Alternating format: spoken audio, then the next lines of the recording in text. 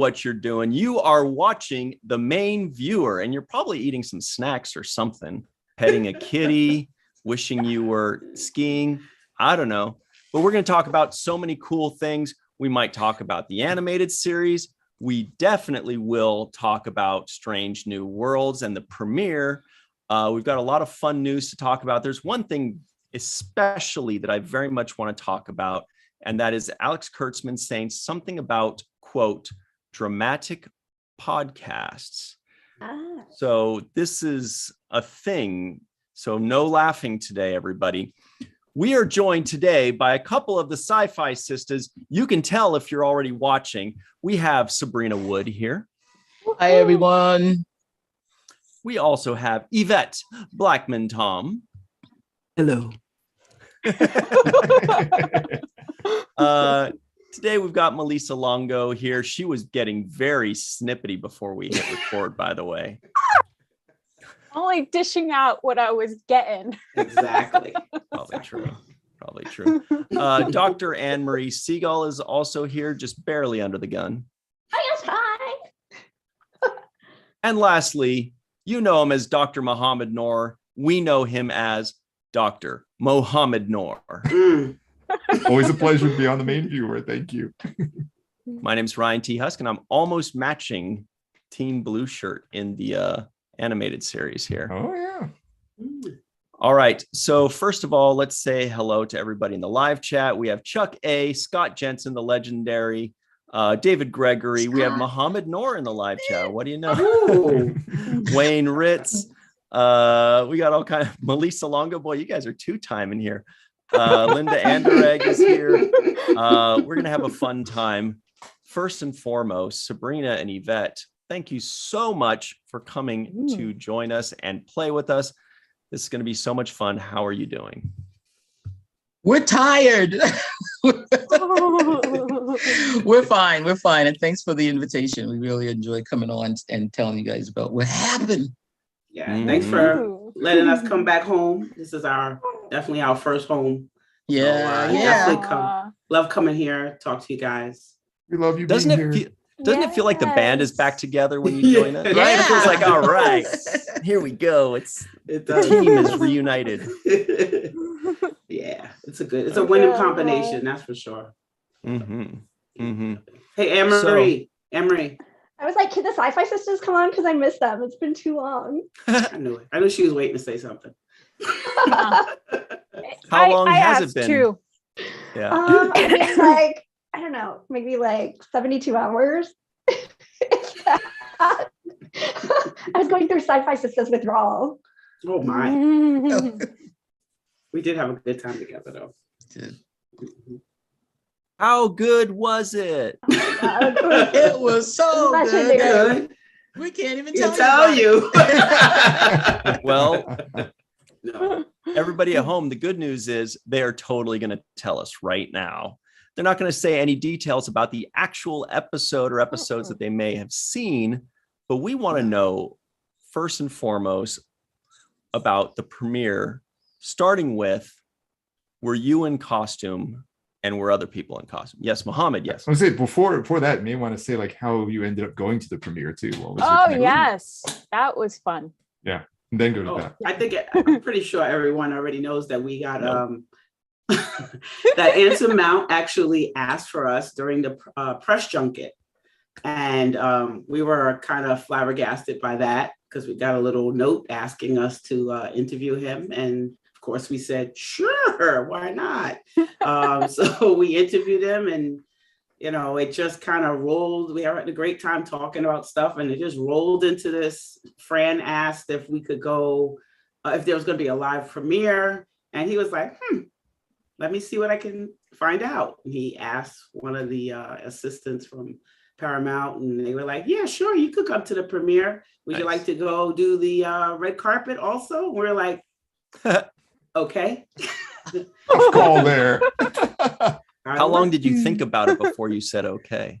I don't think there was any thinking. I think we were shocked. Just said okay. Yeah. And then after we got off, then we realized what did we just say yes to? Yes to. Right. We're podcasters. We're not interview, we're not TV interviewers. We're not reporters, you know, we're not Not press, reporters. you know, we just talk to people, you know, but I guess, you know, just like the rest, this whole year has become finding out things that we can do, just breaking out. We recently did off-Broadway, not a show, but like a panel for an Estrogenius festival in the city, in my beloved village. And it was awesome. It was just an awesome experience, something that someone else thought that we could do and asked us to do it. And we had we're like, off-Broadway, what's that? So, we put together Awesome. a whole presentation. So we had a whole presentation that hopefully we will do again. And we just talked about Black women reclaiming their voices in science fiction. yeah. And all the new, you know, the new writers, the new producers, and it's really great. You know, we compared it to what had gone on in the past in the graphic novel world and in the film world and the TV world. So it was, you know, a real research for us. And then, you know, people seem to really, really love what we were talking about, just pointing out all the great stuff that's happening. Yeah, you know, actually, let's rewind a little bit more because I think there might be some people in the live chat that may not know who you are, or where you came from, or what your story is. So that being the case, can you tell us a little bit about what are Sci-Fi Sisters? And do you know you have a typo in your name? No. Don't listen to him. Go, Sabrina. No.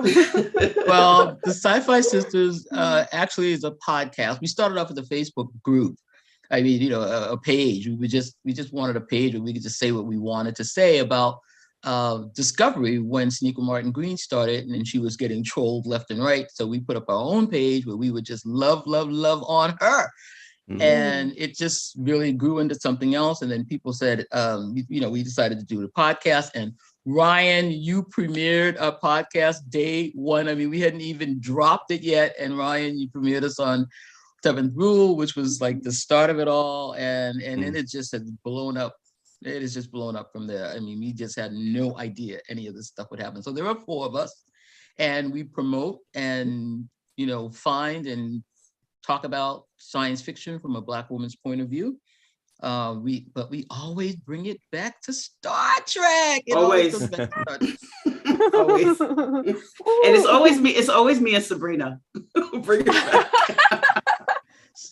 No, Star Trek we went from Brandy Cinderella all the way to Sonequa Martin Green, you know. Yeah. Who pushes the hardest to talk about something outside of Star Trek, and what is it? Pushes the hardest? Like, who's like, let's like, talk about Game of Thrones before you bring it back to Star Trek? Or who says, hey, did you see Babylon 5? And you guys bring it back to Star Trek. Who maybe talks about Tamia. something else? Tamia, maybe Tamia. I think maybe. She and I are probably I don't think we're the deepest sci-fi people. I mean, we read a lot of other sci-fi. A lot. We read the books. We, you know, Samir is a true. She reads all the books. She knows everybody every Black person that's ever written sci-fi. She knows it. But and I'm learning a lot from her and being in the Sci-Fi Sister book club.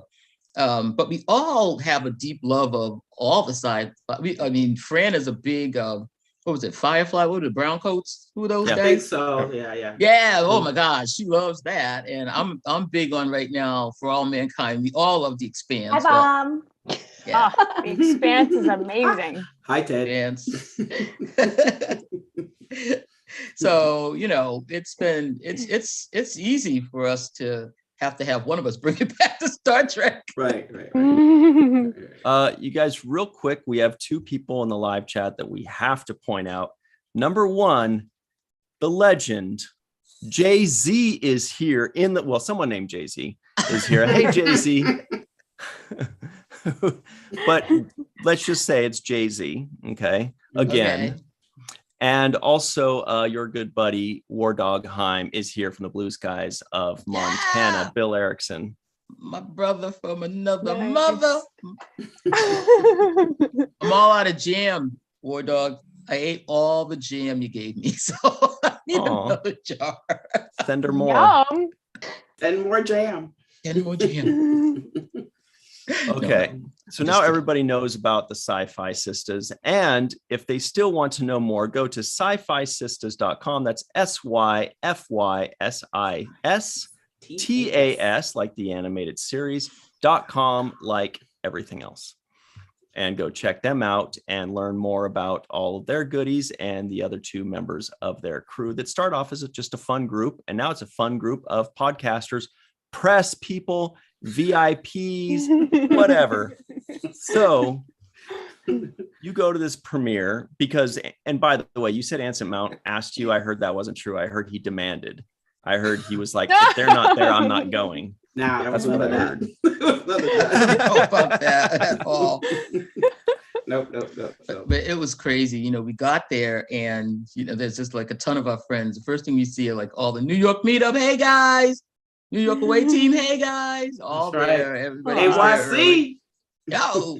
So that brought our nerves down a bit. And so we get ushered in and we're with all these press people. And it was hilarious because they had all this equipment, you know, they had lights and cameras and all kinds of stuff. And we had our cell phones. Yeah, we had, and they're looking at us like, who are these women? No, they knew who we were. We're the only people that look like us there. They knew who we were. They didn't know why we were there. They know why we were there. But they didn't know why we were there. We go to get our press passes. And, you know, we were all excited just to get the press passes in the little crib sheet with all the faces of all the people that are going to be on the red carpet. And then we see Lee from Paramount and she goes, oh, hi, the Sci-Fi Sisters. And we're like, oh my God, I can't believe people are like waiting. But she said, Anson's going to be so happy you're here. I was like, okay. Like, oh my God. What? Yeah. So, you know. We knew we couldn't mess it up. You know, that was the thing. I think I was like, we got to make this right. I mean, this man asked, you know, he got us to get here. So we want to make sure we do it right. And I think we did a really good job. I think people are going to enjoy the questions and how we got to talk to people, you know, and how excited some people were to talk to us, which really like blew us away. Looking at you, Anne-Marie. It was interesting. It was interesting, the response that we got from the other press that was there. They were very welcoming, especially the people we were around. Trek Movie. You guys, we were with Ian Spelling, which was awesome. Thank you so much for helping us out and showing us how to do the interviews better and get the sound better. They were really helping us. And we were just like so lost for a minute, but they calmed us down and they, you know, it was great. It was great. So we got the hang of it. You guys did great. I was taking candid pictures and photo bombing. Yes, it was good. So all this, she did the great photo bombing pictures. Those are really good. God, those are the best. So there's a lot. Hopefully by Friday we'll have our thing out for everyone. We're also going to be introducing some Patreon. We're going to start Patreon also. So there's going to be a lot of new announcements. You know, right? Anne-Marie said that a long time ago. But yeah, we're going to have a lot of that stuff coming. We have a bunch of stuff coming up. And we want to share a lot of stuff with people who have been very loyal to us, our listeners, and we got a lot of good stuff coming up. So you guys always have a lot of good and stuff. You should have seen the purple accessories on the red carpet were my favorite part. Sabrina rolled in with like these purple sunglasses that were so cool, and like, and when you look at all the pictures on their social media, it's like purple toes, purple everything. It was really cool. We were purple ready. Scarves. Okay. It was like, I was like, these are the queens of branding. We were handing out cards. We were ready. We were so ready. Me and Sabrina. So I'm videoing. And I'm trying not to get on the camera going card. That's all I kept telling Sabrina. Give me a card. Like, she's giving out cards, so hopefully people didn't throw them away. But it looked like everybody that got a card kind of held it. I saw one person put it here. So Babs took it. Babs put it right in his pocket. You know, Dr. Mabinga. I was like, I write my brother. I saw that right in the pocket. Love that. So Anson was so nice because even in the midst of all of the craziness, because after a while it got really crazy because they all started coming down the red carpet and they were going back and forth along the line, and there were about 12 or 13 different crews interviewing, and all the interviews are going on simultaneously. And Anson just made a real point to come over, and he said, "Oh, I'm so glad you're here." And he was just like, he kissed Fran. Maybe he kissed somebody. Yeah. It was like we were like epic. losing our minds over that. The people were like, "Who are these women?"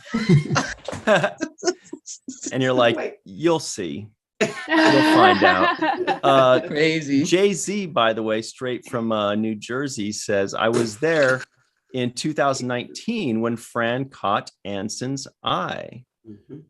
Oh, they're longtime friends. Long time. Fran and Anson. Wow. That's right. Also, If you real watch the quick- video of Anson, our interview, you'll see they reconnected again over a picture. So Aw. check that out. So So real cute. quick, we also have Rose M. Kirby in the live chat all the way from the UK. She says, please, please, will you put some pictures up on Instagram? So We have. No, we haven't. We have. Not, we have it's true. that- Not, it's oh, only on Not Facebook. really. It's mostly Not Oh, really. really? Not really. I will. I've been- I will. we have some. Marina Kravchuk Drakorek says Sci-Fi Sisters look the best on the red carpet too. Yeah. nice. Thank So you. Have no. a purple Violet. carpet I one of don't these think days. so. Ladies, were listen, Yeah. Anne-Marie, you and I were doing the whole fashion thing Oh, over Sabrina there. goes, that's fashion. Oh my God. These Star Trek women came out. They were Yeah, not they did. playing. The outfits were, oh my Oh, God. yeah. It was like the Met Gala. Celia came out in like ostrich feather thing, Yes. gown. And I mean, Like York? Jess Bush had on this gorgeous outfit. Rebecca looks absolutely Oh, stunning. gosh. She was stunning. That She And was get dress this, was amazing. This is And when her Anne-Marie and I legs, just said, got this is a legs whole- for days. oh, for real. She was showing them all. She was showing all the She legs. I was does. like, Yeah. go on. Number one. But Anne-Marie and I lost it when we got to the VIP party, and all of these women changed into Oh my something gosh. else. I'm like, Oh my All gosh. had another outfit on there. It was Wow. awesome. They all That's did intense. costume changes to Mhm. also epic outfits. That was just more so amazing. couture. And they were more all couture. like so perfect. Oh, I went on their Instagrams and followed all of their stylists and all of the dressmakers and everything. Oh, They my look gosh. phenomenal. I mean, and Ethan looked really good because he used to be a model for Ferragamo. So my boy came just laid in solid black. I was like, oh, Yeah. Or Anson looked good too. He had a And the Yes. guy who made Yeah, yes. Anson had on that like pale, like minty green Yeah. brushed corduroy. Okay, I was just Sounds all into yummy. it. okay, and I was also, all into like, it. Dr.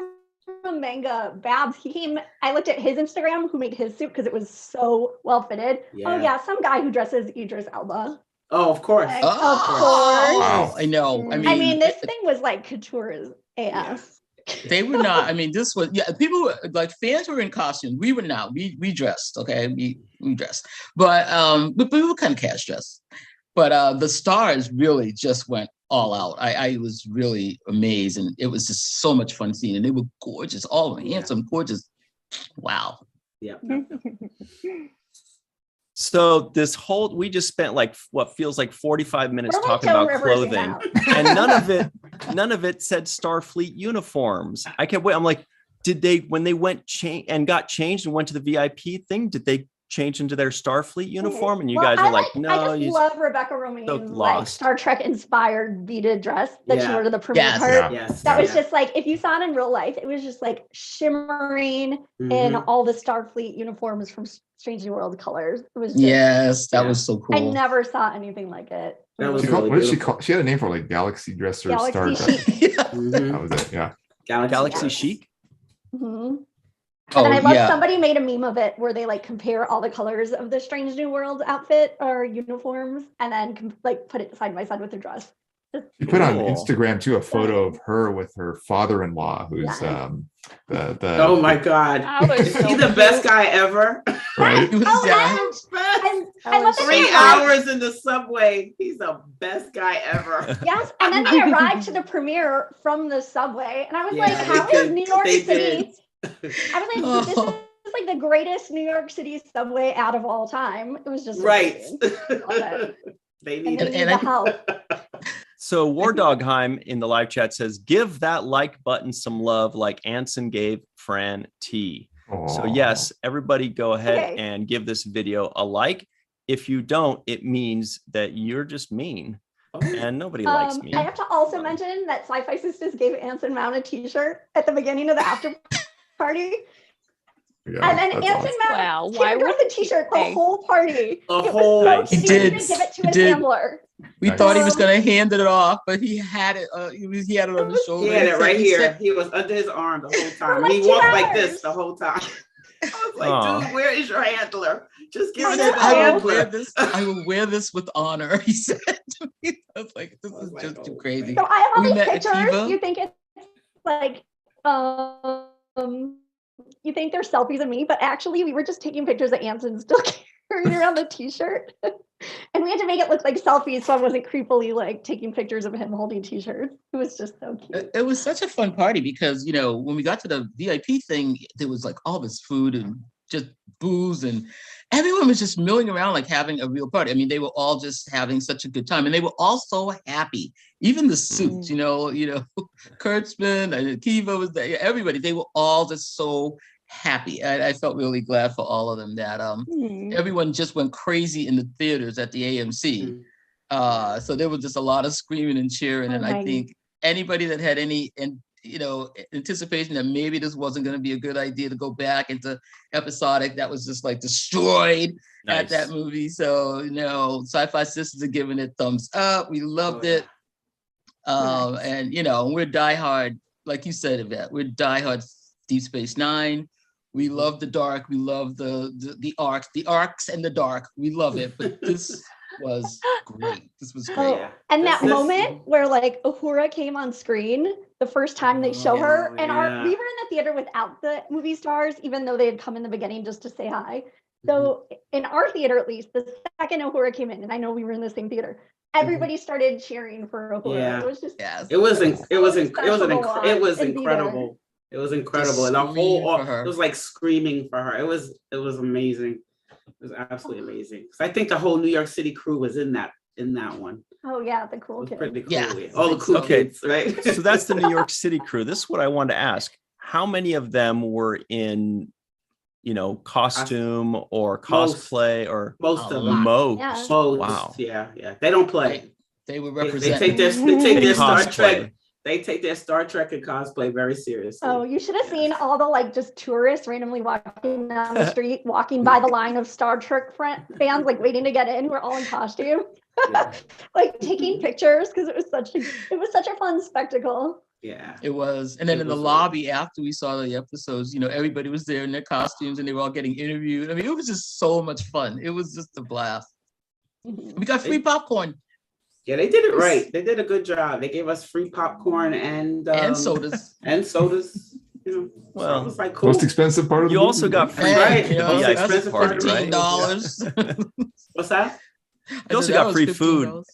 You also got free food at the VIP party, though, right? That was probably Yeah, but better this than popcorn, I'm the hoping. popcorn was for everybody. Everybody that had came and we to the got premiere. posters. Oh, And yeah. posters. Yeah. was it the They- same I as the ones from Mission Chicago? I think so. I think they were. Yeah, I think they were. Yeah, they were just handing out. They were But, just handing and they everything gave them It was out so in fun. like cardboard tubes so that They because you have to learned. like walk around in New York after. It was so nice of them. It was It like the was. most thoughtful thing ever. Mhm. Yeah, it was so much fun. And then they had just like these huge, giant pictures of the whole crew, on the wall. I mean, they just really did it up. It was like, Nice. I know I've been to like premieres of the films back in the day when the films came out and used to go to like the midnight show and there would be all this stuff, but this was my first premiere of a TV series and I'd never seen anything like this. And of course, back in the day when I was going to the movie ones, the stars weren't there. It was just us kids, Yeah. But this was, I've never been to anything like this. And They did this for disco. Yeah. They did for disco also. So it was Yeah. very much the same. Yeah. the stars were there. Well, that's how Fran met Anson. So Right. yeah, they did it up there too. Yeah. That was down in Tribeca, I think. Yeah. Or, Yeah. Nice. yeah, Battery City or something like that. But I was just, I really was struck by how nice everyone was. You know, when you get invited to a VIP party and you sort of think, oh, we're going to be corralled over in some other area, and then they're going to be partying someplace else. But they weren't. We were all just in the same room, and they were all just so nice. And they spoke to everybody. We talked to Akiva Goldsman, and we talked to, you know, a bunch of other people. It was just insanity. I could not understand. And the decorations. Yeah, like window details. So if you took a picture out of the window, like looking down on Columbus Circle, it said Strange New Worlds. Yeah. Like in the middle of the picture, which was just like super fancy. And they had pillows. They had pillows. You mentioned Kurtzman and Akiva Goldsman. Did they give like a presentation too at the beginning, or was it just the actors? I heard that in the other theater, it was them. Yeah. I see. No, they came to our theater. We missed it though. They came to ours. Yeah, but they came to ours, but they saw it in another Matt and theater. Rebecca Romaine talk. Yeah. I see. And in the other, they were using like 6 theaters, I think, to get everybody in there. And the other theater that they were all in, they were sitting not together, but like behind each other. Yeah. So I know 2 people who sat next to one of the stars, and it was, you know, they were laughing at the same point, because I guess they were watching it also at the same time. So they were, you know, having a good time watching. It was just really special. I saw the picture you guys posted. They're all on the aisle, like in a row. So like none of them were. I don't think that was me, but somebody that was in there did that. Somebody posted. Marina got a picture like that, right? My favorite. I think it was Marina. Yeah, I think I stole hers. And then my favorite was that the people dressed as Endorians were all taking pictures next to like Bruce's chair. Oh, it's so cute. Oh, he was awesome. I love Bruce already. Oh my gosh, he's amazing. Once I knew Bruce was an Enterprise fan, he's just my favorite guy now. Really? So are you guys? Right now that you've seen the episodes, are you like as excited to see it again on Thursday? Or are you like, I've already seen it? No, I'll watch it again. Okay. I'll watch it again. I've seen them 4 times, and I will watch it the 5th time. Nice. I watch it again. It's so rewatchable. It really is. I'm like, that's what episodic shows. That's kind of the hallmark of these episodic shows. Yeah. You can just kind of pick and choose and say, I want to watch this one again, or remember that one with this, or you can go back and rewatch the whole thing. But the serialized shows, you really can only watch it straight through, you know? Yeah. But now we're going to be able to have like favorite episodes that we want to go back and see over and over again. And then there's going to be always 20 years from now, there's going to be those guys that are like, I totally skip episode 7. That's a dumb one. You know, like how people do.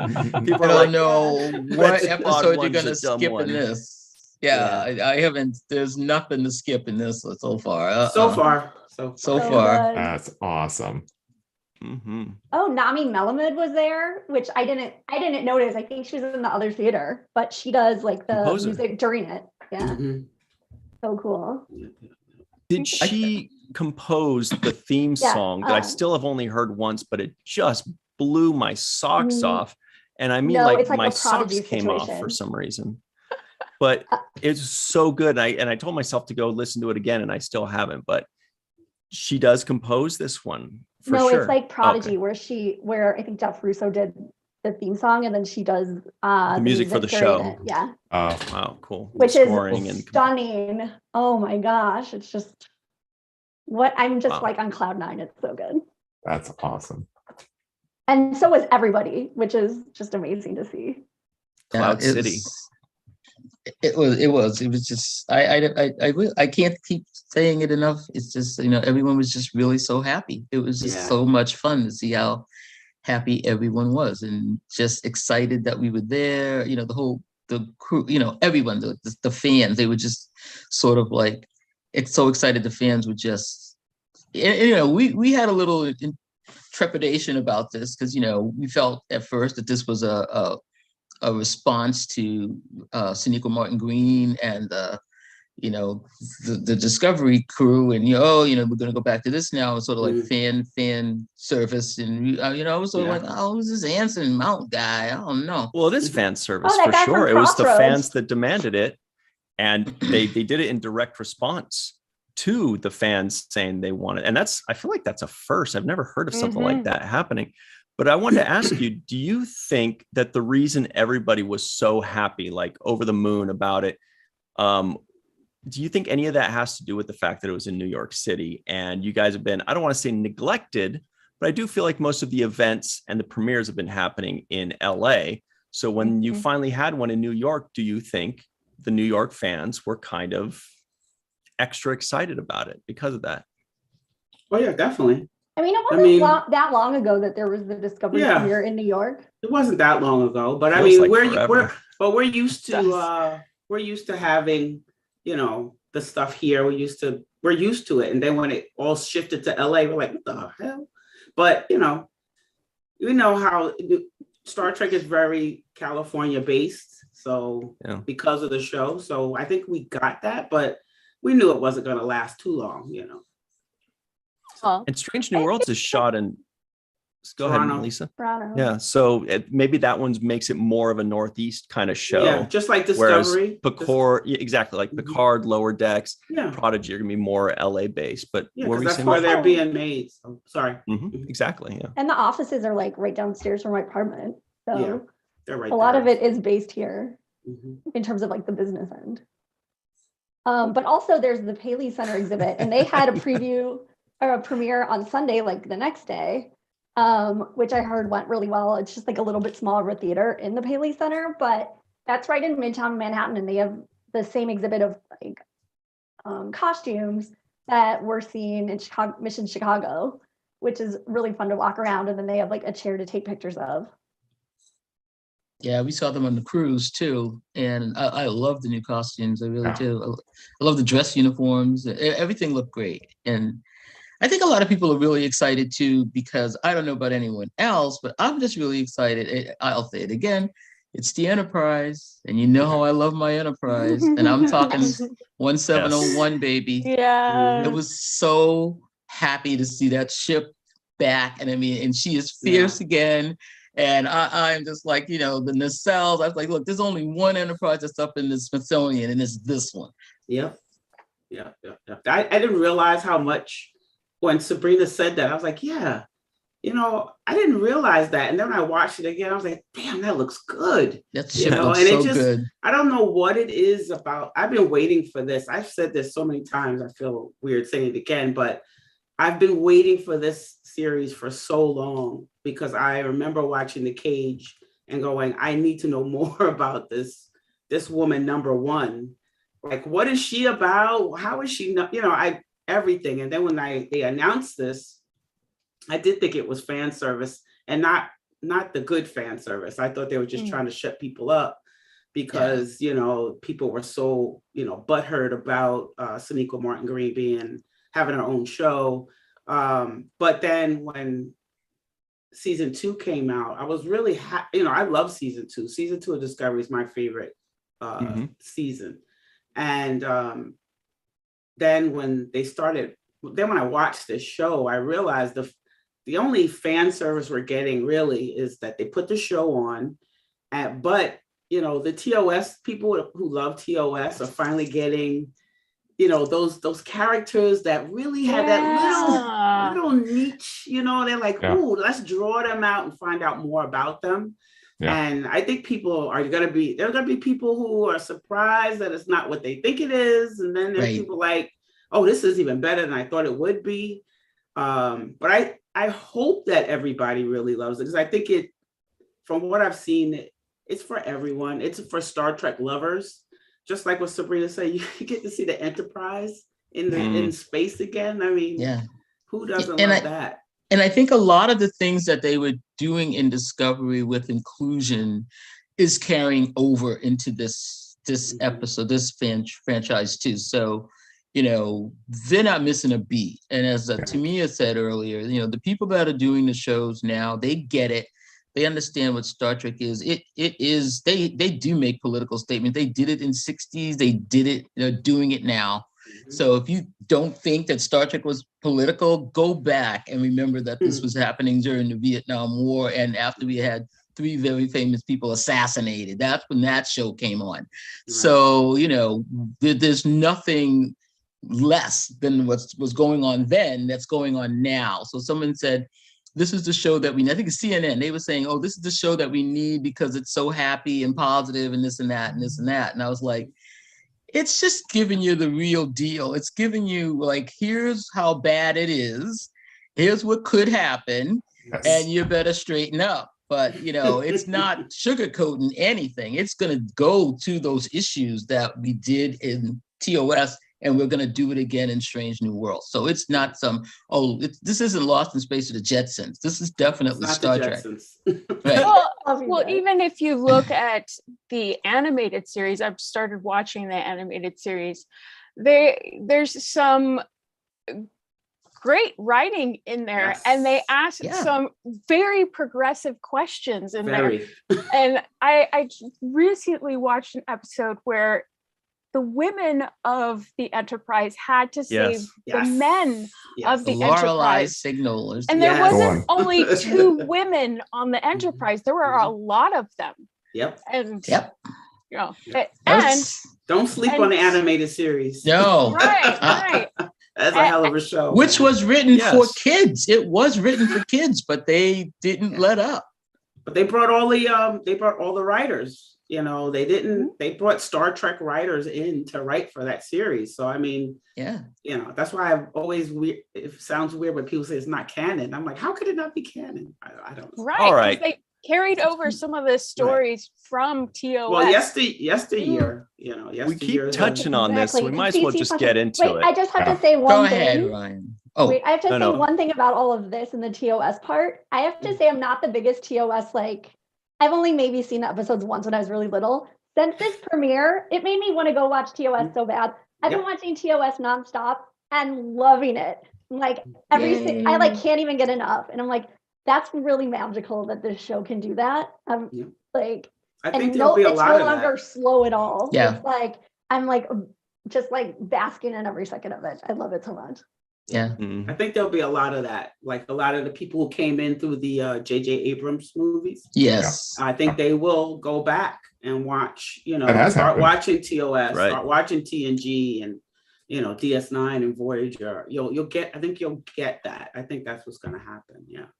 And something you said earlier, Yvette, too. I'm sorry, I know you when you want to move on to this other thing, right? But something you said earlier, Yvette, was this connection of people that we've seen before. And I know Ryan has made this point in several of the previous shows that's a typical Trek thing. That if here's this character you get to see for one episode, a long time ago, you always wonder whatever happened to them. So this, this grabs a lot of them. It grabs, number one, it grabs, Pike, it grabs Mabengo. I think that was more than one episode, but still, all these things we've seen just a tiny bit, but gives them a much better arc, and that's a great way of grabbing people while also introducing some new characters like Ortega's, completely new. So that's exciting too. Well, although not entirely new because she was in the original. There was a lieutenant, I think, Ortega in the original pitch for Star Trek, and so they kept that name. And so you go on Trek Core. Trek Core. All right. Trek Core screenshotted the original pitch to show everybody, and then Melissa Navia, she retweeted it to talk about it. Good knowledge.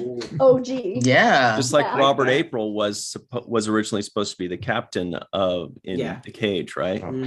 Interesting. But you can never give Star Trek fans enough of expanding a hardly known character. We love it. You get a character that has one line or even no lines or one episode.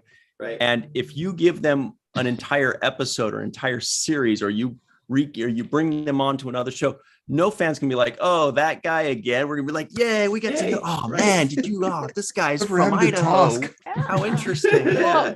More to add to this universe. Right. Great. That's wonderful. Let me learn more. I want to learn more about these people. Yeah. Give it to us. The one you're going to learn more about. Can I say one thing? I'm not going to say T'Pring. You're going to learn more about her. That style icon. Yeah. T'Pring has T'Prung. So that's like a spring has sprung thing. I don't know. It wasn't very good though. I'm sorry. You only have a few more minutes here. We appreciate you taking the time, but since you brought up the animated series, I feel like we brought it up 5 times already. We are going to talk about whether the animated series is canon. It sounds like I know your answer. Feels like suddenly everybody's talking about the animated series being possibly canon or not. And I'm like, when was this even a discussion? Why is that a discussion? It's always canon. It's yeah. From season one. Yeah. Like I just said, the Star Trek writers wrote for it. I think most of the Star cast, Trek crew, most of the cast was in it. 6 out of 7. Yeah. Or except that's how we got Tiberius. I mean, that's where Tiberius came from. There was another thing. I mean, that's how we found about Spock's family. Exactly. Yeah. Allison Wonderland Most of Spock's family. That's true. Well, yeah, most of Spock's family. In Strange New World, we're gonna meet his other brother. She was already stepdad. He was already gone by the time that episode rolled around. So everybody in the live chat, if you believe that the Star Trek the Animated Series is not canon, please state your case now so that we can debunk that out of it. Debunk that myth. Debunk that myth. So some old Sci-Fi Sister stuff. Debunk that myth. Final thoughts on the premiere in New York City that everybody was drooling over, except for you guys because you went. It was just the greatest, most magical night ever. I think everybody, it was just so amazing seeing all the fans looking so happy, and just like being back in a theater with like eating popcorn, which was my first time back. And I realized I didn't have a plus one, so it was just like me in a seat next to me. And I realized after a few minutes in, I was just like sitting there smiling so wide and so happy because it's so good. And it's just like, what a great time to be a Star Trek fan. I just love it so much. And it was just so magical getting to see Sci-Fi Sisters really like stealing the entire night show. It was so wonderful. So great seeing everybody. You're awesome. Yeah. I stole something, but I don't think it was the whole night.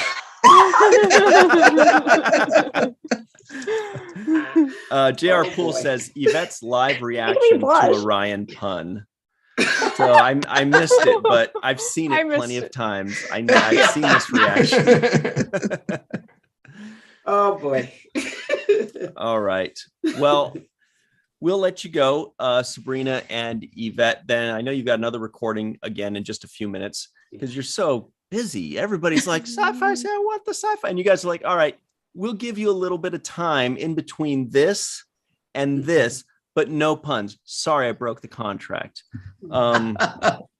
Anyway, thank you very much for joining us. Tell everybody where they can see you next, whether it's the next show or your next podcast episode that you're doing possibly on Friday. Yeah, so we should have a big not a podcast, but a video we'll put out about everything that happened during the premiere. So that should be out on Friday. And we do have another podcast we're working on that should be out hopefully next week. Yes. I think, right? Yep. with another denizen of Discovery. Yes. So it should be a great podcast. I think you're gonna like it. Great guest. One of our favorites. Can't wait. One of your favorites. Oh yes, I can't wait. So so and like I said, Patreon is coming soon. So we'll be that'll be coming out hopefully next week. We'll have all the details ready for everyone. And right. And that's it. So I wanted to say hello from Tamia and Fran. They both couldn't be here, but we'll see them in a few minutes. But thank you, Ryan, for inviting us. Always, Ryan. Thank you. Well, love coming home, and we love you guys. Muhammad, Lisa, and Marie. Oh man, this has been great. Anne-Marie, I'll see you on Saturday. Anne-Marie said she was going to strike if we didn't invite you. So. I believe her. Yeah, totally. Everybody, you heard it here first. The Sci-Fi Sisters' next guest, Rachel Ancheril of Star Trek Discovery. Maybe somebody from Star Trek Discovery. And they also said they officially like Strange New Worlds as their favorite Star Trek series ever. All right, Sci-Fi Sisters. Sabrina, it will always be DS9. I don't know about it. DS9. DS9. We love that. That's Avery, Sirach, you know we're saying DS9, baby. Come on now. Mm-hmm. That's right. That's right. All right. All right. Well, thanks very much, Sabrina and Yvette. We will see you very soon. We really appreciate you taking the Maybe time. Saturday. See you Saturday. Good night. Bye. Bye. Well, everybody, here come You know the what I love? animated series stuff. Can I say one thing I love about their podcast, and one reason I encourage everybody to watch it, is they have so much fun, and like you just feel the joy whenever you like. And whenever I usually just listen to the audio version of it, and there's just so much joy and so much happy, and like it just leaves me in a happy mood. I always like playing on going for a walk, and I come back and like I feel great. Life is great. It's just this is breath of fresh air. I love it. I feel the same way. I feel like I need to recover. Like I need to come back down to normal curmudgeon levels. You know what I mean? I'm like, that was too fun, too much. Like I was smiling. Just get over it, Ryan. You know, so funny too. Oh my God. They're great. So funny. You're great. All right. Oh, great. All of our viewership just went away. Oh, well. Just kidding, Melissa. They're all still here. They're very nice. I was like, no, that didn't. So Sci-Fi Sisters, if you are watching now, you're getting a lot of love from Wayne Ritz, DJ Kitty Cat, Jamal Taylor, Galenda, Scott Jensen, JR Poole. Everybody is saying hello. Katie Carr, War Dogheim, of course. All right. So War Dogheim says hashtag Cali Curmudgeon. I think he means you, Mohammed. That's it. Oh, by the way, everybody, Dr. Mohammed Noor sent me a nice gift in the mail a couple days ago. Same. And it was a box of Snickerdoodles. Actually, all of you guys on screen got one. Same. Oh my gosh, guess what I got? Oreo? I got one. Ooh. Oreo single stuff. No, ones that taste like they're almost burnt, because my favorite are burnt cookies. I love it. It's like the most thoughtful cookies gift of all time. Wait, cookies that taste like they're almost burnt? Mohammed Is that like I a saw, apparently there's like a review on Amazon that says that. Yeah, there was a couple of reviews that said like these taste like almost like we're like, oh, that's perfect. What a deep cut. I know. My favorite. Wow. Melissa, what'd you get? Chocolate chip. Nice. Chewy chocolate chip. Yeah. Perfect. Yeah. I got Snickerdoodles, and I've already had a few, and they're very good. Thank you, Mohammed. They're not as good as your friends, though, I bet. Same. No. But it's the thought that counts. Definitely. Thank you very much. Everybody in the live chat, tell us your favorite kind of cookie. And then while you're typing that in, we're going to pull out our boxing gloves and read your arguments about the animated series. I saw War Dogheim wrote earlier that Gene Roddenberry had said that the animated series was not canon. Yes. So that is the argument against it, is that Gene Roddenberry, it is said that Gene Roddenberry did not consider it canon. I can pull up the exact wording. I believe he said something like, I don't really consider it canon, or something like that. So there is that. Now, Gene Roddenberry also didn't have Klingons that had, whatever the Discovery Klingons look like. He also didn't have Ensign Colt look like a Darth Maul alien in Discovery. So my point is, clearly Star Trek has changed hands, and the person that was running it 40 years ago or up to 30 years ago is no longer running it, and since then things have changed. And so maybe it seems the animated series was maybe not considered canon in the 70s and 80s. However, it is now by the people that actually own and run Star Trek. And who's to say he wouldn't have changed his mind? I mean, people do that, Well said, Melissa. And if that were the case, then Deep Space Nine probably wouldn't have happened, because he wasn't pro Deep Space Nine either, and that's definitely canon. Yeah, you didn't want a dark series, didn't want arc based. So yeah, I mean, clearly. Mm-hmm. Yeah, and look, and now, oh, sorry. No, please. I was gonna say now with the modern series, we see so many references, especially from Lower Decks, to the animated series. Like we see Acacian as a main character again. We see all these different, Easter eggs that go back to the animated series, the giant Spock and everything too. So I mean, yes, that's great. Linda Anderegg says Ryan's like Oprah, making others famous. Sounds like somebody wants a new car.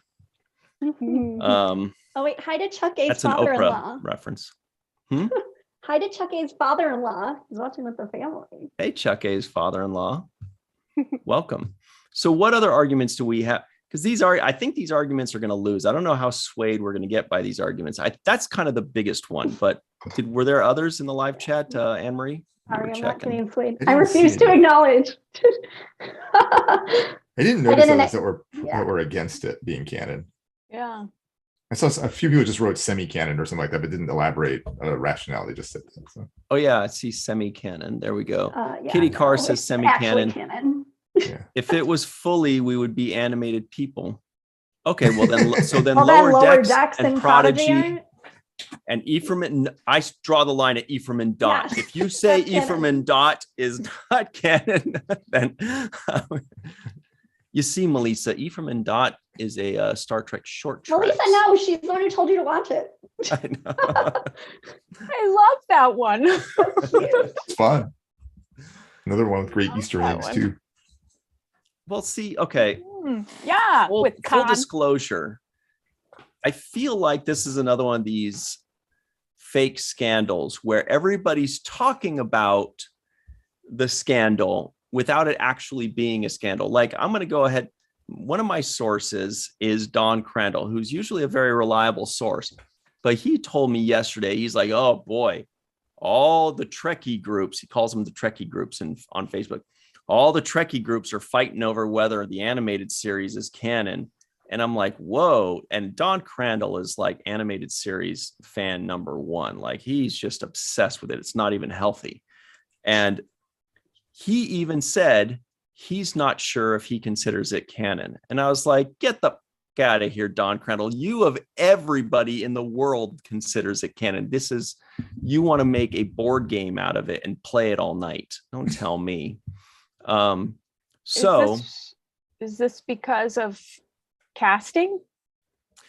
Well, that's where the conversation started, I guess, but it clearly created a life of its own because people are just saying the animated series is canon, and others are saying theoretically that it's not canon because of the Gene Roddenberry quote.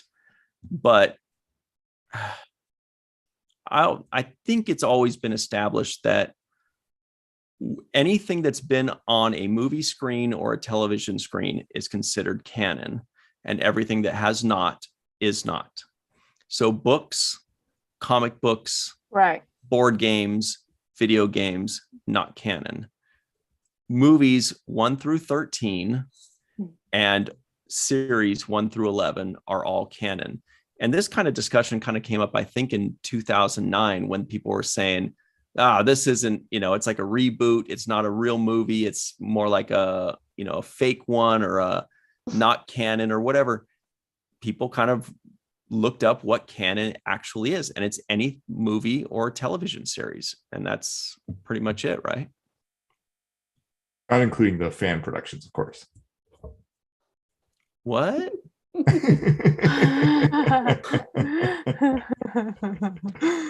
Well. Okay, Mohammed, if you could pick 9 fan productions that were canon, what would they be? 9 fan productions that were I have no idea. I have no idea. I didn't know there was 9. Oh, there's a lot. And I couldn't even like tell you. Yeah. Some of them look just like the original series. They're like about that good. And some of them are like, okay, it's like I went out in my backyard with my iPhone. I like built something. They're fun, but they're not canon. Yeah. All right, everybody in the live chat, if you have made a fan film, let us know right now. Hey, there's no shame in that. MacFarlane's fan film. That's exactly what I was going to say. if you are interested in doing a fan film, you can actually rent out space at some of these studios, like Neutral Zone Studios. You can rent out space and do it. Now, I should mention, as somebody who like does stuff with Paramount occasionally, like there are fan film guidelines about what is allowable and what is not. So just putting that out there, look it up. I think it has to be like under 15 minutes, and you can have up to 2 parts that are each under 15 minutes. Things like that. So just putting that out there. But you can go film at some of these places. So. You can actually have a set and have everything set up for you, without having to build it yourself. Mm-hmm. Mm-hmm. What's your favorite fan film, Anne-Marie? I honestly don't watch them, so I don't know.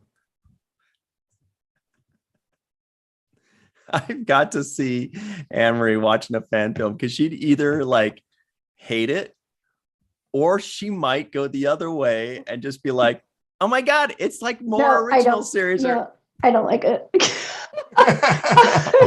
I mean, I like that people do them. Yeah, it's cute. I like the passion. And I like the stories that come from the behind the scenes of making them. But back to the point you made earlier, I guess Melissa and Ryan together, about why this is coming up again now, is it was the casting thing for Robert April, which is what brought this on. And go figure, the current actor who will be playing Robert April is, a very handsome black man, which that does not match the depiction in the animated series. But then I remember when this came out, I was like, this is the most ridiculous argument ever. Like, oh my God, somebody doesn't look like their cartoon character. Exactly. Like, blow me down. It's like, what about the pink tribble?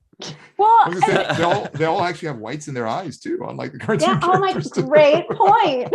Well, and it's not like this character's been fleshed out. No, it's not episode. Like he's, and that episode that I did watch where the women saved the men, there was a nurse who was a woman of color from behind, but then she was from the front. And I'm like, so in the animated series they can change colors. It's the metamorphosis. I was kidding. I'm less concerned with it being a cartoon. I'm like, look, if it's canon, it's canon. I'm not going to knock them for being a cartoon, and I'm also not going to knock it for being only in one episode or one scene. The way I look at it is like, hey, clearly these guys are taking liberties and making changes. Okay, like I mentioned, the one that stands out to me the most, which is they turned Ensign Colt into Darth Maul, and nobody bats an eye. So to me, I'm like, if you can accept somebody going from being a human to a Star Wars alien from the cage to Discovery, then you should be okay with somebody having different colored skin, or or Khan. Exactly. Cool. Right. Yeah, that's an extreme one. Though a lot of people did complain about that, but still. So many people did. I remember that was like the big fuss. People are like, look, make him Cuban or make him alien, but don't make him some pasty British guy. And I was kind of there too. I'm like, the character makes sense. The character is supposed to be Indian. Okay. Khan Noonien Singh. Right. But they cast a Cuban to play him, which is already weird to me. But then, okay, now we're farther in the future. You're casting the character again, and now it's not Cuban or Indian. I don't know. Well, yeah, it kind of goes quite the other direction, which I kind of can buy. But there's nothing in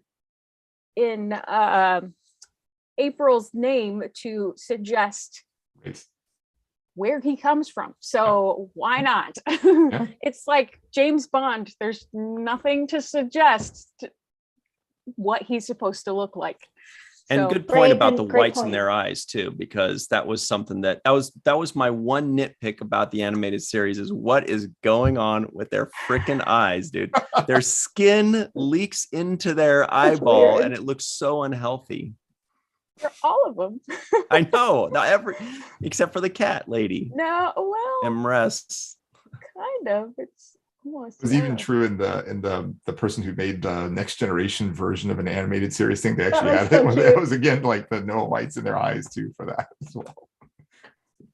But I really like that they have they're including April and Stranger Worlds. I think it's a really nice touch and a fun. cool like continuation, and I love it. It makes, because I do think TAS is canon. Agree. Well, I think even more than thinking it's canon, it's just accepting that it is canon, because that's what the people that own and run Star Trek say. What DC Fontana tells me, I believe. Well, and it That it was adds canon. to the world building too, because why not draw for what's already out there and what we already know, and why not? It's fun.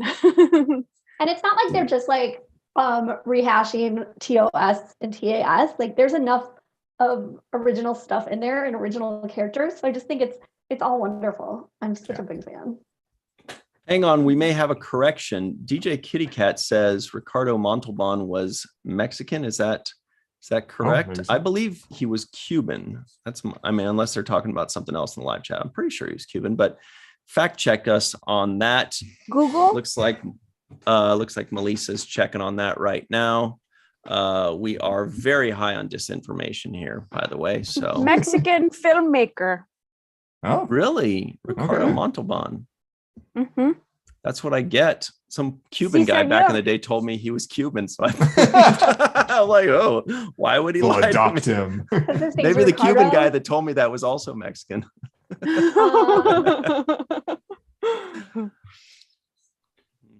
Okay, good knowledge. Thanks, guys. So anyway, in closing, I guess my bottom line with the animated series and whether it's canon or not, if you can accept that those weird looking aliens in Discovery were really Klingons, then you're going to have to accept that the animated series is canon, because it's the same people doing it. Right. You know what I mean? And like, right. if you watch, Lower Decks and consider that to be canon, it's the same people that are making that also call the animated series canon, that are also drawing from it as well. So I just don't see the argument. I just don't. Yeah. Even I know some people will still not agree with the Discovery part, but we can say like John Colicos, who played the same Klingon in original series as he did in Deep Space Nine, looked radically different in terms of his appearance. It was the same actor playing the same character, which was really cool. Yeah, I love that. Mm-hmm. Yeah, and they addressed why they look different in Enterprise. They addressed why they look different in Discovery as well. They addressed some of that stuff. But my point was just more like, hey, if you guys can accept all these other things, then the animated series is canon. And the writer of the episode saying that it's canon. Yes. Like, yes, totally. Yeah. What more do you need? Mm-hmm. The only thing more I need is the for writer Chekhov is getting to have been dividends. Yeah. Oh yeah. Well, at least Walter wrote one episode. That was the bone they tossed. That was the one thing. But yes, I do wish he was in there because I love him. But supposedly it was Leonard Nimoy that got Uhura and Sulu, or I should say Nichelle Nichols and George Takei, because they were not going to be in it, and so he was able to get 2 out of 3 of them. So that's really cool of him to make that stand. Melissa Longo says he was born in Mexico City, Mexico. Good knowledge, Melissa. Well, it was Google who told me, so. Good acquisition of knowledge.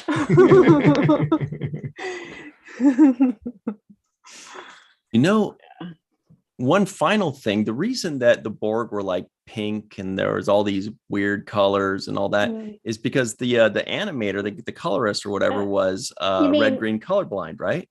Okay, yeah, but you meant like tribbles and stuff, because then the Borg one was not the Borg. You're right. Yes. Yeah, right. That was just that. Yes, that was that like funny homage to yeah. That was beautiful. So how do we know that any of these people were the colors that they were supposed to be? I mean, yeah, maybe it's the lighting on the screen. Yellow. Yeah, yeah. So maybe Eric's was supposed to be green for all we know. Mm-hmm. Yeah. Anyway, maybe he was changed for an away mission, like genetically altered for an episode. Yeah. Okay. I have one other piece of news when we're done talking about that. Yeah. Oh, just that like Prodigy news, which I heard is really cute at the Paley Center, New York, for their Strange New Worlds exhibit. They also have like every day they air in their theater like 4 or 5 of the series premieres at different times, and on the weekends they do Prodigy. And if you bring your kids there with you, you get free coloring books, which is super cute. Is it a Prodigy coloring book or something else? Oh, yeah, I saw one. I was like, such a cute touch. They're just doing such a fabulous job right now. You can always. have mine. I know. I need to go get one for my nephews, and then when he can color. No, that's right. We love Prodigy. Totally. And we're almost probably halfway there to the next episodes. So looking forward to that. The third part of season 1. I was going to say the third half, but then I'd get some really strange looks. It's like that baseball quote when the guy said, baseball is 50% offense, 50% defense, and 50% pitching, or something like that. Was that Dizzy Dean or something? I don't know. Somebody in the live chat knows that. It's a really old quote. Anyway, it's something like, he says 50% pitching, 50% hitting. Oh yeah. And 50% defense or something like that. Boy, I put all 3 of you to sleep. Okay. So here's something I wanted to bring up. Check this out. So like the background for this is that on the red carpet. Dramatic podcasts. Dramatic podcasts. Possibly. Yeah. Okay, well, now what's the radio shows? That's the teaser. Well, Alex Kurtzman and Akiva Goldsman were doing interviews on the red carpet before the premiere with like Sci-Fi Sisters and Trek Movie. So some people started asking them about like the upcoming Star Trek shows, like Section 31, possibly the Tales of the Federation, which they said both are like still on the table. And then they also mentioned in that particular interview, I can't remember which one that was, but they also threw in like podcasts, particularly like possibly dramatic podcasts, which are basically like a return to radio, like classic radio shows. Awesome. But, yeah. And I mean, that kind of even has like, that's like the potential of animation, basically, like to bring back older legacy characters. Yeah. So I've got 2 things. Number 1 is, everybody at home, this is a trekmovie.com article. Hello to our good friends at trekmovie.com. Here's the interview Anne Marie is talking about. Lots of good stuff there. Oh, cool. Prodigy thing. So read that article. You will enjoy it. But this is the part that really, he says, Alex Kurtzman said there are going to be other things. The interviewer says, and when you say other things, Alex Kurtzman says, games, podcasts, things like that. You might hear some interesting announcements coming up soon. And the questioner says, dramatic podcasts. I guess I should say interviewer, not questioner. Dramatic podcasts. And he says, possibly, yeah, okay. So the other half of this is me saying, what does dramatic podcasts mean exactly? I don't really know what that's supposed to mean. I interpret it as like a radio drama by podcast. Yeah, right. Like the old time radio shows. Yeah. Maybe. Mm-hmm. So kind of like what happened on Sid City, for example, with bringing some of the characters in there to read things off there. That's what I was thinking too. Yeah. So that's what we assumed, right? And then it kind of just opens the door of like, what exactly are we talking about here? Like old radio shows, like War of the Worlds kind of thing, you know? Right. Or is it something is it going to be canon? Ooh. Right. Oh, the canon question is a good question. That is a good one. Well, I hadn't even thought about that. The audiobooks for Picard, right? Didn't we talk about that? Yeah, like the No comic Man's books? Land. Right. No, like the audiobooks, like No Man's Right. Land. Sorry. Yeah. I think there was one for Picard, like between 1 and 2. Raffi and 7. Mm-hmm. And there was one other. I can't remember. But yeah, that one there was in another particular. one. Right. Yeah, good call. There were those comics right before Picard started too that had like the With prequel, the Romulan. It was basically just building up like what the backstory was with Laris and them too. It's so exciting. And so then the other question then is, well, so these are going to be scripted. Yeah, presumably. Is it going to be audio and video or just audio? Right. That's a good question. Good question. Or is it going to be kind of a hybrid where it's mostly audio, but with just like a drawn image, that changes every 10 seconds. So you can see, oh, these two guys are talking, and then it switches over to here's a ship coming, Yeah. I guess are they like dramatic table reads? Ooh. That are I guess it would be just audio. I don't think they're going to do video and not have it be a show, because that would be a little bit funny.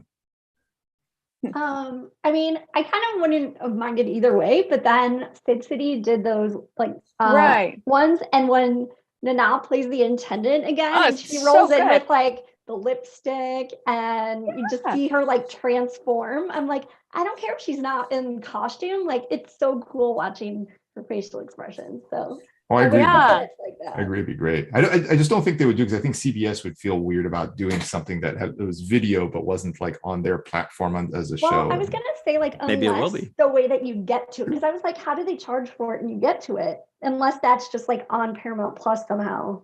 And if it's a video format, that makes it's kind of like how Ready Room goes up there. You know what I mean? Maybe there'll be a Paramount Plus Patreon. Jason says, yeah. Oh. No, go ahead, Melissa. It says audio comics. Yeah, that would be fun. Yeah. That's kind of how I was picturing it. But yeah, I mean, that's something that could theoretically go up on Paramount Plus, where it's just kind of an image. And I mean, if it's just a different image every 15 seconds, would it really be that different than the animated series? That's like reading Rainbow. Not really. But that could be really cool. There's a lot of, there's a lot of potential there, and I'm sure we would all eat it up. And personally, I think that Star Trek really needs to get with the times. And I'm not saying they're really behind on the times. I'm thinking they're kind of more ahead than most of the other, big franchises and big platforms. But the world is, as we know, it's shifted away from television and moved to streaming. Well, now it's not just streaming. I mean, YouTube, for example, is gigantic. It is monumental. It is massive. And so this is all like online streaming content that's not really like a streaming platform like Paramount Plus or HBO Max or anything like that. So I feel like they need to continue their expansion, continue their adapting to the changing world, and kind of open it up to podcasts or, audio comics or all these other things that are kind of happening. I mean, God knows they have enough people working there. They have enough smart people that are expanding the brands and doing all these things and getting super creative. So I think it's only a matter of time before the rest of the world starts doing that. And I think Star Trek should be leading the charge because they have the people that can do it, I think. And don't you think that podcasts are kind of evolving too, as to straddling audio and video? Because personally, I enjoy seeing people's faces. I like... Depends on the face, but yeah. I like looking at the reactions and seeing what makes people laugh or not, and but that's a personal choice, personal taste. But it feels like podcasts are going that way too. I think it gives you more options. Full disclosure, I've never downloaded a podcast in my life. Really? Yeah, I don't even. But I watch the shit out of YouTube. So I'm like always on YouTube, because it's the same thing. I mean, you could put on, you don't have to be watching it. You could just put it on and work and you're listening to it. I don't even really know how, I guess I shouldn't say this, but I don't really even know how podcasts work. I'm like, what do you just search for one on your phone? And I don't know. I guess I'm figuring out how it works now, but yeah, I mean, I listen to one religiously that isn't a Star Trek podcast, but I listen to it on Spotify. But there is an option to watch it on YouTube as well, and seeing these people actually talking, and sometimes visual is helpful, It's just a preference, to each their own. I mean, because sometimes you don't need to see anything.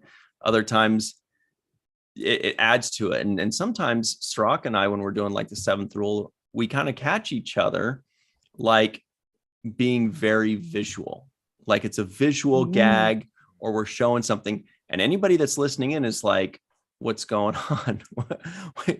I don't know. I'm missing something. They're laughing because it was a sight gag. So we got to remind ourselves to explain to people that are listening. One there.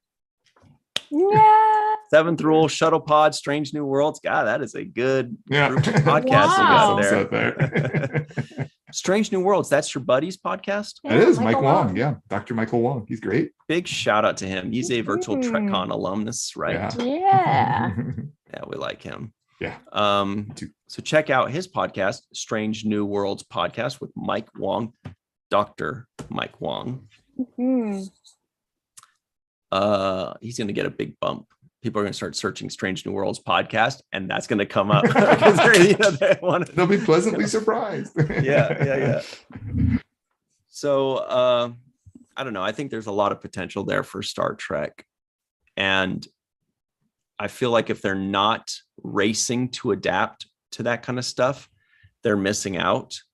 And for that reason, I bet they are doing it, because I think they're all too smart in that group to be missing out on things, or to not be trying to adapt to changing times, or even leading the charge themselves. Well, and what a great way to tap into a larger talent pool as well. Exactly. Of writers, and especially, but there's all of you can kind of go back to the days of when writers would pitch their stories and maybe have them told in a dramatic podcast and see if it works, and then maybe put it on the big screen, or put it on screen, or some version of it. Yeah. Like, for example, everybody at home, what if, say, the seventh rule became licensed by Star Trek, and it just kind of was like a Deep Space Nine companion, to where, on Paramount Plus, you see Deep Space Nine, and for every episode you watch, it says go to the next episode, automatically does that. But what if there's a button right below it that says, would you like to watch the companion podcast to it? And you click on that and you watch, or something like that. Like I'm the not Ready saying Room that for the current shows. Or like, exactly. and it seems like all HBO shows are doing that now, and Better Things, and really, and also but it's still like they just tell you to go to it, and then you still have to go to iTunes. So I'm like, but those are like official. Kind of, it is like the Ready Room, but I think it's really a really cool idea to do that with back catalogs. And then, and I know that they really want ways to, like, I saw Paramount writing today in an article, like they do want ways to promote their back catalogs. I think that would be like, what better way than having like actors going through and basically doing commentary for every episode. For the shows that they were on 25 years later, revisiting, reliving. And make it like official. Beautiful. And the other one that's really interesting was Orphan Black, because they then had a dramatic podcast after the show ended. And I'm not sure if because that was so successful, that's why Orphan Black's coming back on TV. Really? It would be interesting to see if that like has any correlation. But that's awesome. That it's really cool. So I wonder if it's like related. Love that show. I thought it was pronounced Orphan is the New Black. No, but I've never heard of. I've heard of Orphan Black, but I'd never don't know anything about it. What is it? Clone Club show. Will Wheaton was like the president of Clone Club on BBC America, so they would have him like every season come talk about it. Oh, wow. There's crossovers too. The guy who played the time traveler in TNG was a main character in the early seasons of Orphan Black. The Max Headroom guy? Yeah, yes. Berlingdorf Rasmussen. Isn't it like Matthew Frey? Is that his name? Wow, that's cool. It was good. Oh, and Michelle Forbes is in it. Oh yeah. Oh yeah. Yeah. Of Battlestar Galactica and Star Trek fame. Yeah. But they did that with The Walking Dead too. They have The Talking Dead, where they have The Twerking Dead. Oh, Yeah, twerking. Walking Dead really I champions just that.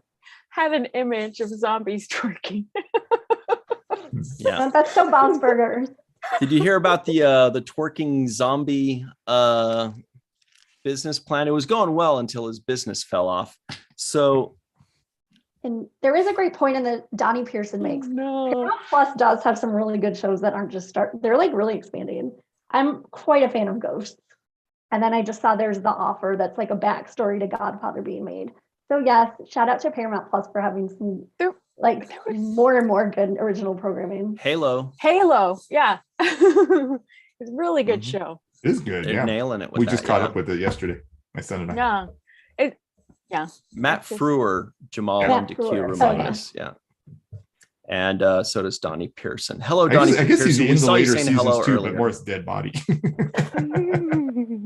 Just keeps coming back for some reason. Yeah, Orphan Black's just the best.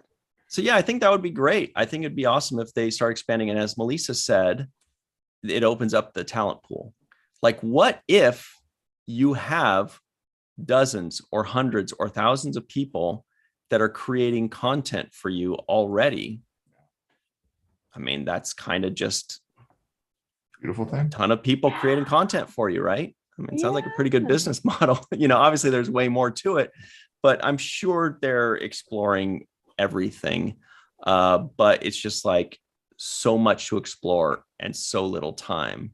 So I can only imagine that they're just in over their heads with all the things to address. Like, how are they already, like, for example, Thursday, how are there 2 massive episodes that are going to be released in one day? I just can't even wrap my head. I mean, that's going to be one of the biggest days in all 57 or whatever years of Star Trek being made. It's Cinco de Mayo. So 3 big things. I just can't even wrap my head around all the moving parts to be bringing such massive things to us. It's going to be epic. I can't even wait for Thursday. Well, you're going to have to, but not long. Mhm. All right. Have some potato tacos. Woo. Yum. Yeah. Someone made me potato tacos once, and I was like, potato tacos? That sounds I know. ridiculous. I was like, it was what? really good. But then it was Carbs like, on carbs, I'm all for it. but yeah, no, when I first heard about it, I was like, are you kidding? That's not a taco. But then I had it and I was like, I love this taco. But we eat my gosh. gnocchi, right? Which is potato and Right. Addict. Okay. I just have to read DQ's comment here. LOL, I love how Anne-Marie is just conditioned to move on from Ryan's joke as quickly as possible. I swear I don't mean to. Yes, you do. You're like, oh Jesus, can we just fast forward? Can I just fake a laugh and move on? Yeah. All right. I like So, the jokes. You guys, Me too. speaking of jokes, thank you. 2 out But of still 3 fun, but still fun. professionals. 2 out of 3 professionals like Ryan's jokes, Anne-Marie. 2 out of 2 professionals. So, all right, here we go. It is time for, God, there was so much more to talk about today, you guys. But I guess we're just going to have to cover that a little later. Like real quick, 30 seconds, because this otherwise is going to become old news. Check this out, you guys. This variety.com, So cool. and I Oh my read gosh, have you a lot watched of it yet? variety. Yeah. I just watched it before this. It's amazing. The cast and watched it crew of original Star Trek pilot, that's The Cage, reunite for virtual set recreation by Otoy. I don't know what Otoy is, but I just had to add that in there. So this is really cool. So everybody go check that out. Really interesting, really good stuff. I did watch some of that. Variety.com. Kuda's in it. Yes, the Akudas are awesome in it. And I guess there's like a lot. And They're in also it a like lot. a while ago when they had done that like Apple, I guess it was it like a shareholders convention for Apple? But they had like done this amazing really high definition like enterprise like graphic. And so they talk about that a little bit, and also that's sort of kicking off the Roddenberry vault. So I'm cool. like, I can't even wait to see what else they come up with. And also very quickly from gizmodo.com, if you can believe that, playa. Gizmodo.com says Paramount Plus's UK launch leaves Star Trek fans in the lurch for months. Oh, don't be so negative. What a negative. June 22nd is when it launches. Yeah, that's in like UK and 7 Ireland. weeks. And to weeks. be fair, do you know how long I wait for like Downton Abbey and even Canadian shows? This is true. Never. I've waited long times for BBC shows to come over here. It's like a 5 or sometimes I go out with men who have VPNs from the UK just so that I can watch the shows when they come out. Like, I mean, we have a very long wait, so it does go both ways. Just to be fair, I know it's really hard. You guys remember that song? It cuts both ways. It's a pretty song. Hum a little bit. Good, man. Oh, come on. Cuts both ways. Something like that. I barely remember. I just remember that one part. It was a lady that sang it. She would go like, no, you know what? Somebody in the live chat knows it. And then they will put it in. The song, It Cuts Both Ways. It's something between like 10 and 30 years old. I don't remember. Lisa's pulling it up. Lisa's on it. Nice. If I can spell. But don't play it because if you play it, then YouTube Gloria Estefan? Oh yeah, that probably works. Is it really? Miami Sound Machine? That's the one. It just says Gloria Estefan. Oh, solo. It might be a solo. Post Sound Machine.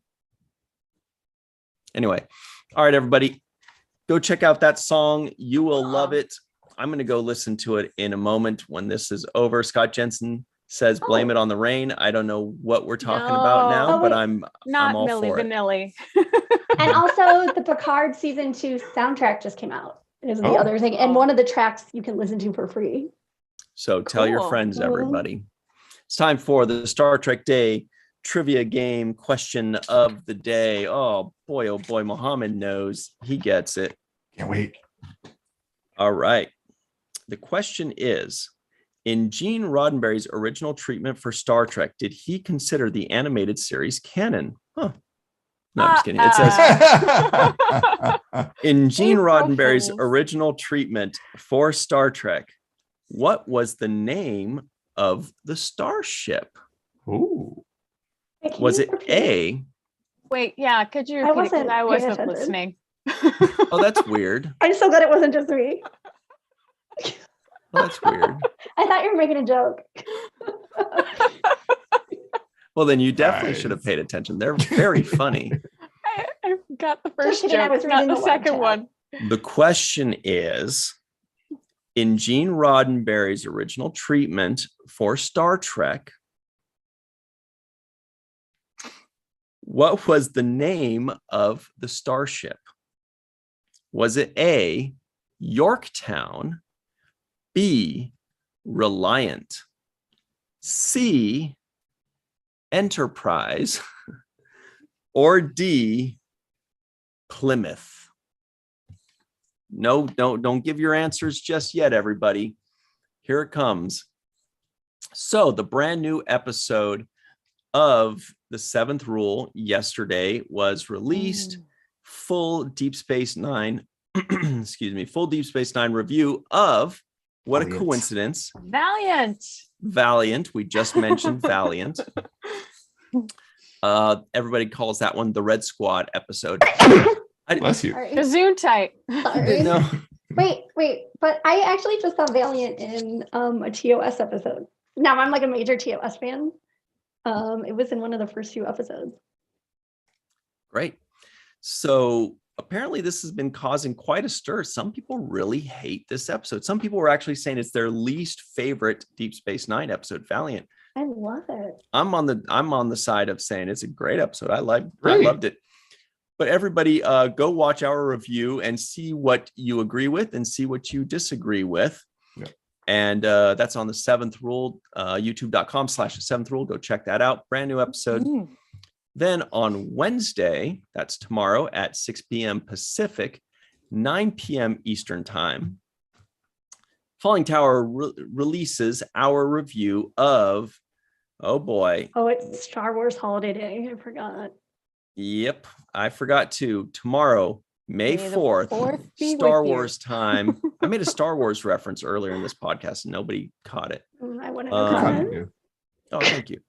So it is Lego Star Wars Droid Tales on Disney Plus. Lego Star Wars? Droid Lego Tales? Star Wars Droid Tales. What's That's a droid? 3 qualifiers there. Oh.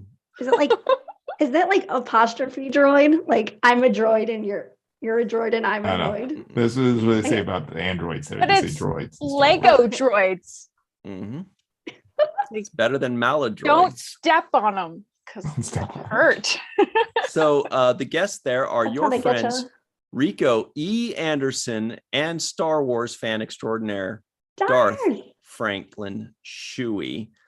Check that out. That is 6 p.m. Pacific, 9 p.m. Eastern tomorrow, Wednesday, May Is the that 4th. his real name? with His you. middle name?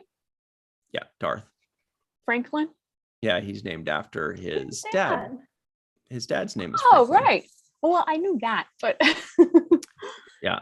So check that out, everybody. Then on Thursday, oh man, Thursday, we've got a double header for you guys. The 7th Rule at 6 p.m. Pacific, 9 p.m. Eastern time on Thursday will release our review of Picard Like, which season one's 2 first? episode. I was like, wait, which one's first? Yeah. Picard season first. Close 2 the book first. episode 10. Exactly. You close the book before you open the next one. So 6 p.m. Pacific, 9 p.m. Eastern, Picard review, season review. It's over. We're moving on. But before we move on, we're going to finish it off. And then right after that, we've got our review of Strange New Worlds, episode 1. It doesn't get any more exciting than this. Really The finale for Picard season 2, followed by the premiere episode of Strange New Worlds. Going to be amazing. Everybody's going to be there. Melissa's going to be there. Muhammad and Marie. It's going to be a party later in the free for all. And it's going to be a party. Everybody's going to love it. Then Friday is going to be Star Trek and Chill live, 5 p.m. Pacific, 8 p.m. Eastern time. We're going to be talking about all kinds of great stuff, including Enterprise season 5 in animated form. That's something to talk about, or maybe in dramatic I was podcast thinking that form. could be a way. Yeah. be So great. What? stick around, Could you repeat that? Melissa. No, Because I was We have reading to the move live on. chat and because Melissa, you will be there on Friday. So it's- You will be there on Friday, so you don't have to worry about a thing. all right. That's Star Trek and Chill. Then on Sunday at 9 a.m. Pacific time, 12 p.m. Eastern, we have the season 6 of Deep Space Nine in review. The entire season in review on the 7th Rule. Whew. We're already there. And then right after that, Muhammad, what do we have? I'm done. Oh, He's that was done. quick.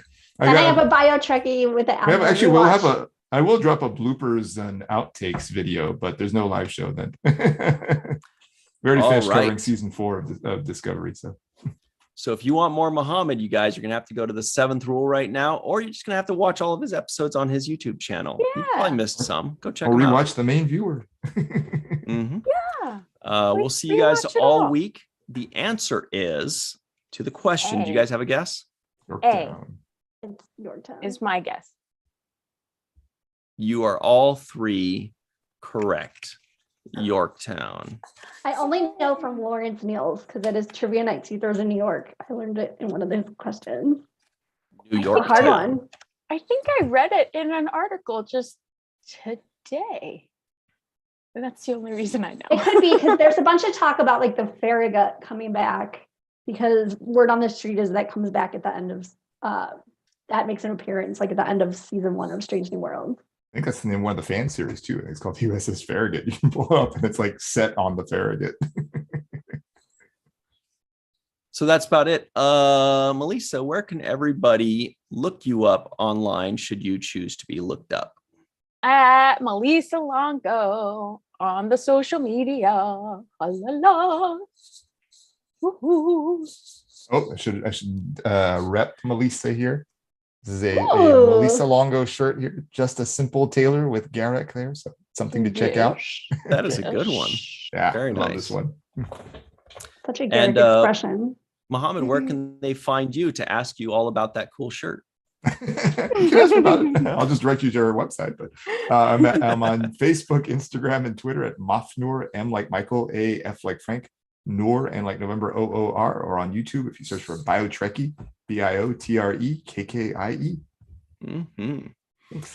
And Dr. Anne-Marie Siegel, everybody is clamoring to follow you on Twitter. She's a good follow. Okay, well, I did get some traction with my Ponfar in the City shirt where I have Ethan Peck in the background.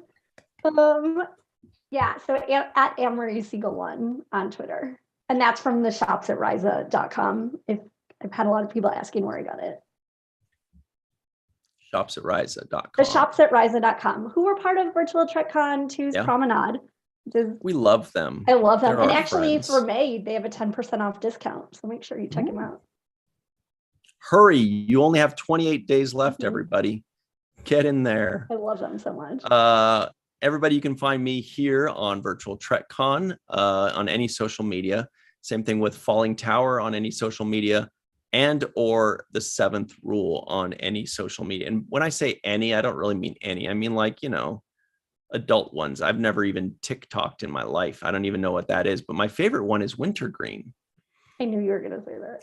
Yep, so did I. You don't have anything the other extreme too, and I'm on LinkedIn and stuff. Yeah, that's on the other side. I don't use that. Hilarious. Every I once in a while, haven't used I get a message that says years. so and so wants to connect with you, and I'm like, Right. You're not going to trick me into logging on to LinkedIn. I was outside walking with my son the other day, and we saw a friend of his parked in a truck sitting there, and he was just sitting there. And my son was like, "What's he doing?" I said, "You think he's maybe listening to an NPR story?" He's like, "Dad, he's not 45." NPR story. He'll learn. Yep. He'll learn. Oh, man. I don't even know.